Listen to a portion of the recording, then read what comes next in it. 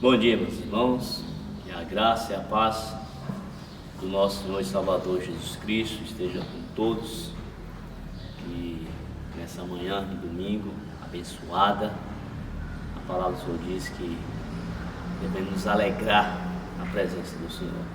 E o domingo, principalmente, que é o dia que nós chamamos o dia do Senhor, o dia que o Senhor Jesus ressuscitou, o dia que os apóstolos reuniu, o dia da primeira ceia, tudo o domingo como um dia especial para nós. É o dia que os irmãos não têm o seu trabalho, mas tem um dia voltado tipo para a família e também, principalmente para adoração, devoção a Deus. E nesse dia, nada melhor do que você já começar ouvindo a palavra de Deus, fazendo a sua reflexão, o seu entendimento, para poder praticar na sua vida e você ter um dia em paz. E eu queria começar esse momento nós fazendo uma oração. Vamos orar. Deus, obrigado, Senhor, por esse dia que o Senhor fez. Esse dia, Deus, que nós reunimos, ó Deus, para poder te louvar, te adorar. Esse dia, Deus, que reunimos em família, para podermos ter o nosso momento, Deus, de comunhão uns com os outros. Sabemos, ó Deus, que pelo fato da situação que se encontra em nosso país, no mundo todo, coisas como um abraço, um aperto de mão, ficou às vezes, ó Pai, impossível disso acontecer. Por isso, ó Deus, mais ainda, precisamos do apoio, do conforto e da orientação dos irmãos e dos familiares. Que o Senhor Deus abençoe. Que o Senhor perdoe os nossos pecados, as nossas falhas, os nossos erros. Que o Senhor Deus nos purifique de toda iniquidade, Deus, aos nossos corações. Que o Senhor Deus nos dê, Pai, dias melhores de alegria e de felicidade na Tua presença. Que o Senhor abençoe Teu povo, cuida do Teu povo, sustenta Teu povo, no nome de Jesus Cristo, nosso Salvador. Amém. Queria deixar um texto da palavra do Senhor, um texto bem interessante, que se encontra lá no Evangelho de Marcos, capítulo 5. Marcos, capítulo 5, versículo 21, diz assim: Tendo Jesus voltado no barco para o outro lado, afluiu para ele grande multidão, e ele estava junto do mar. Eis que chegou a ele um dos principais da sinagoga, chamado Jairo, e vendo, prostrou-se aos seus pés, e insistentemente lhe suplicou: Minha filhinha está à morte. Vem e põe as mãos sobre ela, para que seja salva e viverá. E Jesus foi com ele. Grande multidão oprimindo. Aí o versículo 35 diante diz assim do texto: Levava ele ainda, quando chegaram alguns da casa do chefe da sinagoga, a quem disseram: Tua filha já morreu, por que ainda incomodas o mestre? Mas Jesus, sem acudir às tais palavras, disse ao chefe da sinagoga: Não tem mais, crê somente. Contudo, não permitiu que alguém o acompanhasse, senão Pedro e os irmãos Tiago e João. Chegou na casa do chefe da sinagoga, viu Jesus, o alvoroço, os que choravam e os que panteavam muito. Ao entrar, lhe disse: Por que estáis com alvoroço e chorais? A criança não está morta, mas dorme. E riam-se dele. Tendo ele, porém, mandado sair a todos, tomou o pai e a mãe da criança e os que vieram com ele, entrou onde ela estava. Tomado pela mão, disse: Talita cumi, que quer dizer: menina, eu te mando, levanta-te. Imediatamente a menina se levantou e pôs-se a andar, pois tinha 11 anos. Então ficaram todos, tinha 12 anos, e ficaram todos sobremaneira admirados. Mas Jesus ordenou que, expressamente, que ninguém o soubesse, e mandou que desse de comer a menina. Deus, que o Senhor fale aos nossos corações através da Tua palavra, e o Senhor nos dê, Pai, uma orientação, uma palavra de conforto, de ânimo, de alegria na Tua presença. Que o Senhor cuida de nós como o Senhor sempre tem feito, que o Senhor nos dê a direção e entendimento da palavra, Pai. Deus, somos pecadores, eu sou pecador, Pai, mas o Senhor usa quem o Senhor quer, da forma que o Senhor quer. O Senhor usa teu servo nessa noite, nessa manhã, para poder trazer o recado da tua palavra aos corações do teu povo. Amém. Meu querido, quando eu leio esse texto, onde Marcos começa a trabalhar uma sequência de mostrar para os judeus que geralmente, os romanos, que nem Jesus como sendo o rei, Jesus como sendo Deus Todo-Poderoso, e essa sequência é narrada pela questão da autoridade de Jesus, principalmente sobre os enfermos, sobre os demônios, sobre a natureza, sobre a morte e sobre a vida. Jesus é Senhor porque Ele tem tudo diante do seu controle nas suas mãos. Nada foge dos seus propósitos, nem tampouco da sua vontade. Talvez se alguém me dissesse, pastor, quer dizer então que Deus sabia que essa pandemia ia chegar, que essas coisas, situação ia acontecer isso? Sim, Deus sabe e Deus permitiu. Ele é Deus, Ele sabe todas as coisas. Deus sempre tem as coisas no controle das suas mãos. Nenhuma coisa está fora do seu propósito, nada. E o interessante nesse texto é que eu percebo que Marcos ele faz uma sequência de milagres. No capítulo 5, Jesus, logo após ter libertado aquele homem endemoniado, o demônio de Gadara, que havia uma legião de demônios nele, e os demônios se prostram aos pés de Cristo, rogando, e Jesus assim ordena, você vê a autoridade sobre os demônios. E logo em seguida, quando ele está a caminho no barco, logo quando ele chega, tendo Jesus voltado no barco, para o outro lado, foi uma grande multidão que ia diante dele, versículo 21 do texto. E um homem chamado Jairo, mas Jairo não era um homem comum. O texto demonstra Jairo quem ele era. Era um homem religioso, era um homem rico, era um homem que tinha na sociedade uma boa reputação, um homem que você olhasse para ele, você tinha aquela confiança de todos, uma pessoa bem conhecida, bem popular ali na cidade. Mas o que eu queria dizer nesse texto, irmãos, é que as coisas difíceis acontecem com todo mundo. Tragédia, essa pandemia mesmo, ela não escolhe pessoas nem raça. Ela atinge o rico, ela atinge o pobre, ela atinge o negro, o branco, todo mundo.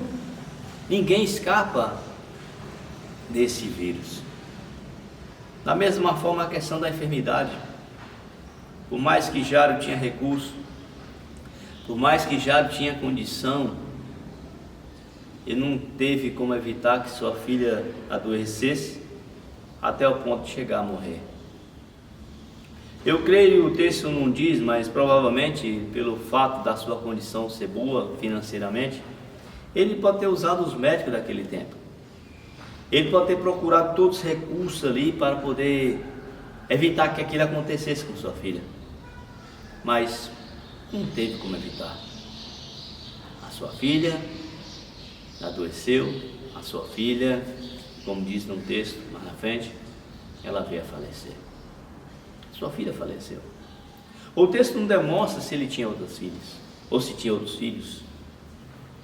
Mas o texto diz o amor, o apego de um pai por um filho, que é tão grande, um amor desse, que leva ele ao extremo. Por que extremo?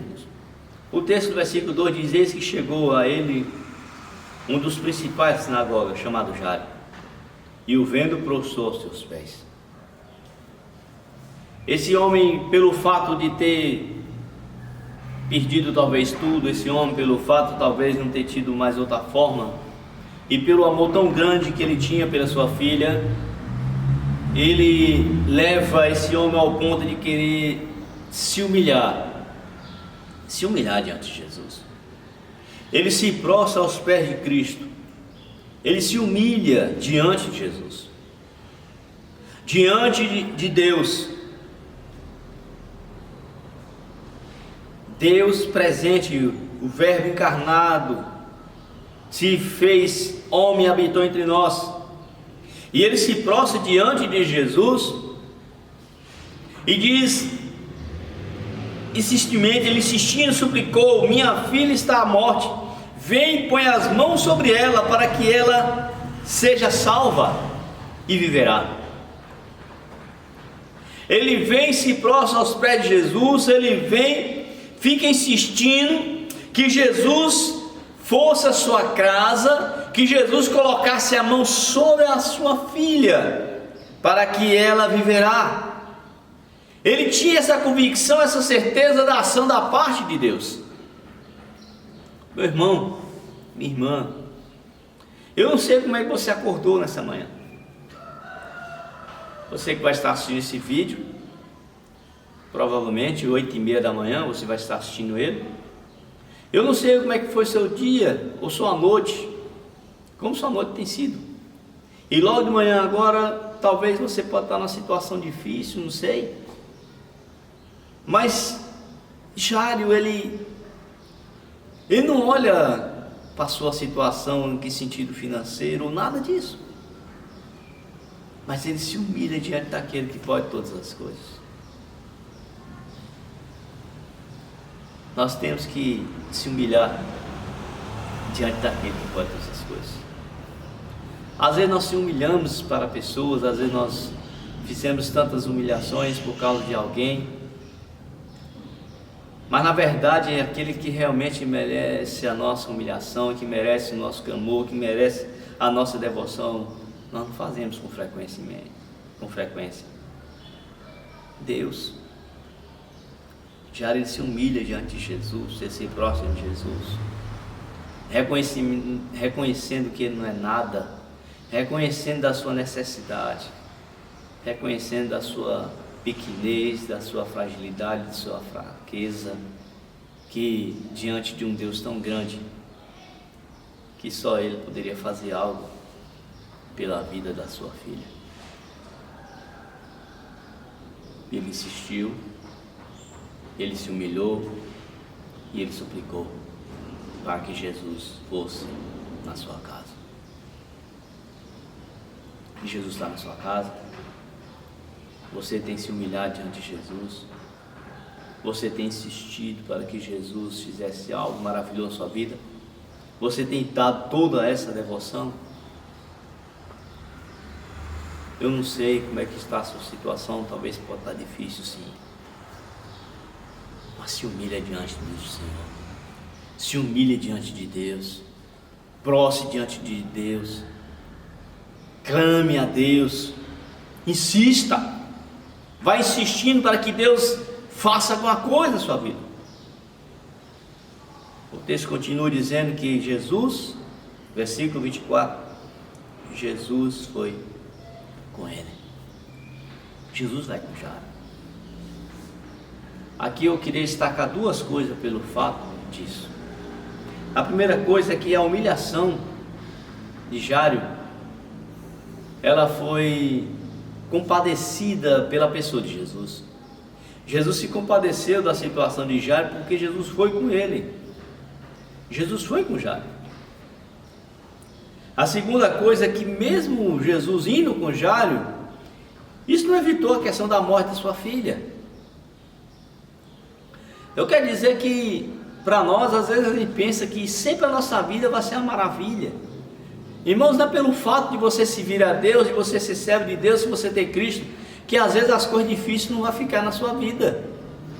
Todos nós enfrentamos dificuldade. sou pastor, eu enfrento dificuldade, eu enfrento lutas, eu tenho que me prostrar diante dos pés do Senhor Jesus, pedir Ele constantemente por tantas coisas. Mas eu sei que Ele está presente na minha vida, na minha família, mas isso não impeça que eu enfrente dificuldade, que eu enfrente dificuldade. Jesus vai com Jairo. Dessa caminhada de Jesus com Jairo, o texto coloca aqui no versículo 24 em diante uma questão da mulher, vai até o versículo 34, mas eu queria chamar a atenção dos irmãos para o versículo 35, que nós estamos continuando na passagem da questão da vida de Jairo. No versículo 35 diz: falava ele ainda quando chegaram alguns da casa do chefe da sinagoga, a quem disseram: tua filha já morreu, por que ainda incomodas o mestre? Que notícia mais desagradável, que notícia mais difícil de se receber. Jairo está indo com Jesus, porque o versículo 24 diz que Jesus foi com Jairo, e nessa caminhada de Jesus com Jairo, aquelas pessoas que sempre são pessimistas, aquelas pessoas que sempre querem trazer notícia ruim, aquelas pessoas que sempre querem trazer como um balde de desânimo para nós, foi o que fez aqui com Jairo. Jairo está indo alegre aqui porque ele insistiu, que Jesus suplicou, e Jesus agora está indo com ele para a casa dele. E nessa caminhada algumas pessoas chegam e falam assim: por que você está insistindo aí com Jesus? Por que você está indo com Jesus para sua casa? Para quê? Sua filha já morreu. Não precisa incomodar mais Jesus. Acabou. Não tem mais o que fazer.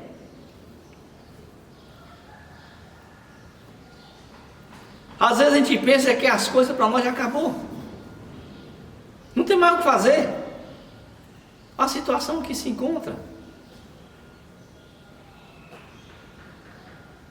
O povo relaxou, o povo não está nem aí, o povo não importa.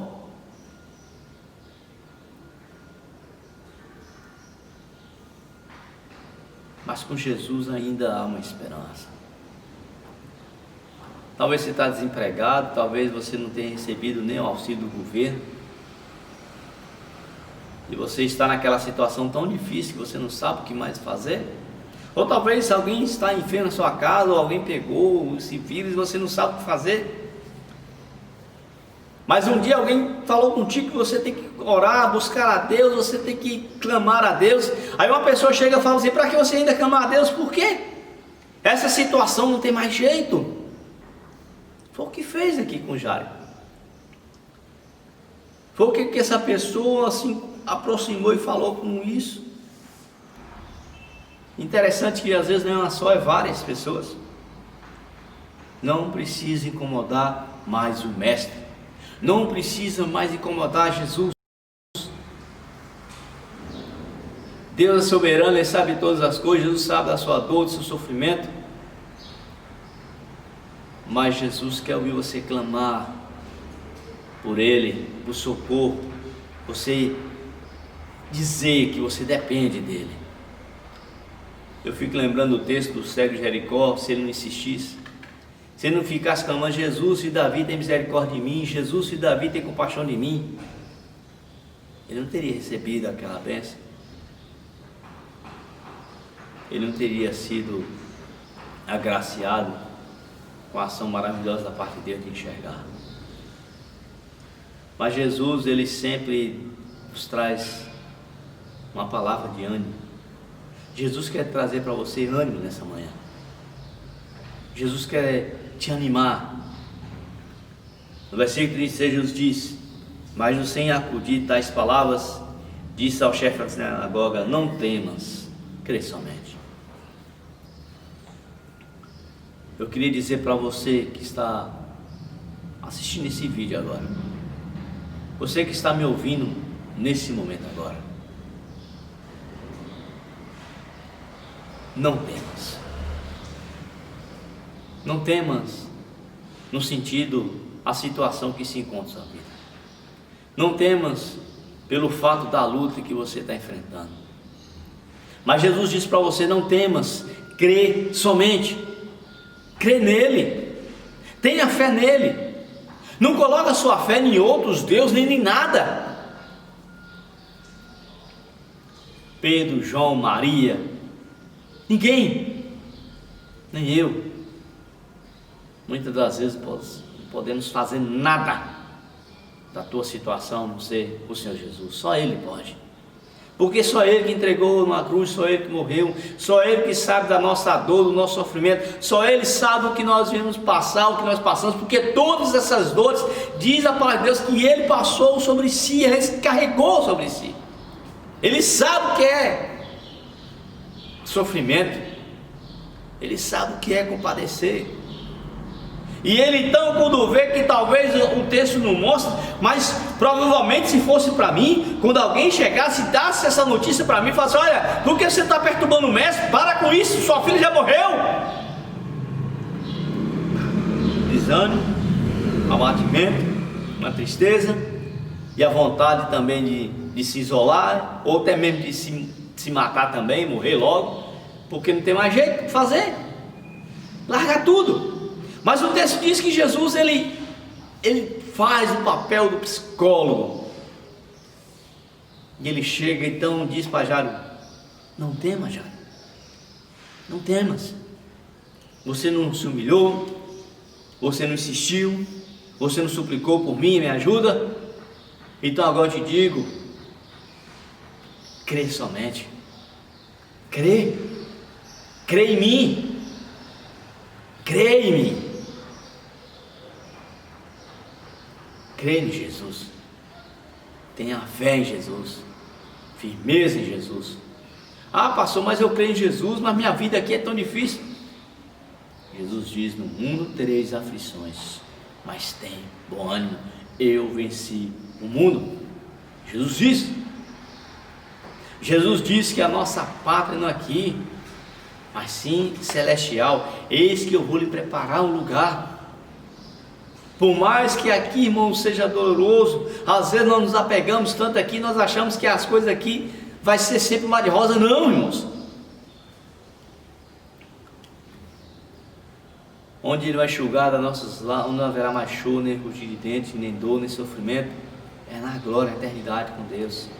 Lá sim, lá é o que vai ser paz e alegria constante. Aqui nós temos luta, aqui nós temos sofrimento, aqui nós temos dor, aqui nós enfrentamos tristeza, desânimo. Às vezes recebemos uma pancada de alguém, às vezes alguma pessoa que você tanto confiava causa uma frustração tão grande no teu coração. Mas Jesus diz para você: não temas, crê somente, crê nele. E o versículo 37 diz assim: contudo não permitiu que alguém acompanhasse senão Tiago e os irmãos Tiago e João e a Pedro. Chegando à casa do chefe da sinagoga, versículo 38, viu Jesus o alvoroço, choravam os que planteavam, muita gente chorando. O versículo 39 vai entrar e diz: por que estáis alvoroço e chorais? A criança não está morta, mas dorme. E riram-se dele, tendo ele, porém, mandado sair todos, tomou o pai e a mãe da criança, e os que vieram com ele entrou onde estava. Interessante que quando Jesus chega na casa, está aquele alvoroço, todo mundo chorando, todo mundo lamentando, ou talvez podia dizer: uma menina tão nova, 12 anos, tão cheia de vida, uma criança que tinha tantas futuras, fazia tantos sonhos do pai, mas agora você vê o que aconteceu, veio a falecer. Aí quando Jesus chega, vê aquela lamentação, aquele choro, aquele desespero. Aí o texto de Jesus fala assim: por que está chorando? Por que esse alvoroço? A menina não está morta, a menina só dorme. E o povo então começa a sorrir de Jesus. Esse sorriso é uma demonstração total de falta de fé, uma descrença tão grande. Era um povo religioso, era um povo que tinha um entendimento, mas só um entendimento vazio. Não tinha fé no verdadeiro Deus, uma fé num Cristo, onde a sua palavra permanece, o que Ele disse se cumpre. E eles duvidaram, E Jesus pega aqueles pessimistas, aquelas pessoas que estavam tudo dessa forma, e fala: olha, ninguém entra aqui, sai todos daí. Só pegou o pai, a mãe, porque realmente eram os que sofriam verdadeiramente. Levou os discípulos para testemunhar a ação do milagre, e também para registrar esse fato, e também para que eles viessem a crer em Jesus como sendo o Filho de Deus, o enviado de Deus, o Salvador do mundo, aquele que vai redimir todos os nossos pecados, que fez lá na cruz do Calvário. E Jesus então chega e entra e olha aquela criança onde ela estava no quarto. O versículo 41 diz: tomado pela mão, disse: Talita cumi, que quer dizer: menina, eu te mando, levanta-te. A autoridade de Jesus sobre a morte. Jesus venceu a morte. Jesus é o Senhor da vida, o Senhor de todas as coisas. Ele não falou: talvez, Talita, você venha ressuscitar, talvez, menininha, você viva. Não, ele diz: eu mando. Jesus está dizendo: quem é que manda? É Ele que manda, é Ele que ordena, é Ele que determina. Mas pastor, o que isso tem a ver comigo? Irmãos, é Ele que manda, é Ele que governa, é Ele que determina. Crê em Deus, busque a Deus, sirva a Deus, prostre-se diante de Deus, insista, humilha, que Ele há de entrar com a providência na sua vida, em qualquer situação que você se encontra, porque se até a própria morte Ele venceu, nenhum obstáculo há ou barreiras para que Cristo venha agir na sua vida. E o texto então diz que ela se levantou, versículo 42, imediatamente a menina se levantou e pôs-se a andar, pois tinha 12 anos. Então ficaram todos sob maneira admirados, mas Jesus ordenou que expressamente que ninguém o soubesse, e mandou que desse comida à menina. Aquela família, aquela casa do proprietário, um homem rico, religioso, que um tempo era só de alegria e felicidade, mas um dia abateu a tristeza e o desespero pelo fato da perca de sua filha. E foi um período até o dia que ele se encontrou com Cristo, até o dia que ele se prostrou em Cristo, até o dia que ele se humilhou em Cristo, até o dia que Cristo foi com ele, até que o dia que Deus o animou, e até que o dia que Deus trouxe para ele a alegria da sua filha reviver. Talvez você está abatido agora, talvez você está triste agora, talvez você tenha andado com Cristo todos os dias, talvez você acha que Ele te deixou, talvez você acha que as coisas não estão fáceis, mas eu quero dizer para você: Ele vive, Ele reina, e não há nenhuma situação que Ele não tem poder para poder mudar. Que Deus te abençoe, que Deus muda a sua vida, que Deus muda a situação que você encontra. E Ele diz: crê somente e não tem mais. Não temas, crê somente. Tenha fé em Cristo, prostre-se diante de Jesus. Não prostre diante de imagens, nem de outros deuses, ou de nenhum governante, ou quem for, mas diante de Jesus. Ele tem poder para fazer infinitamente mais que pedimos e pensamos. E eu vou orar por você.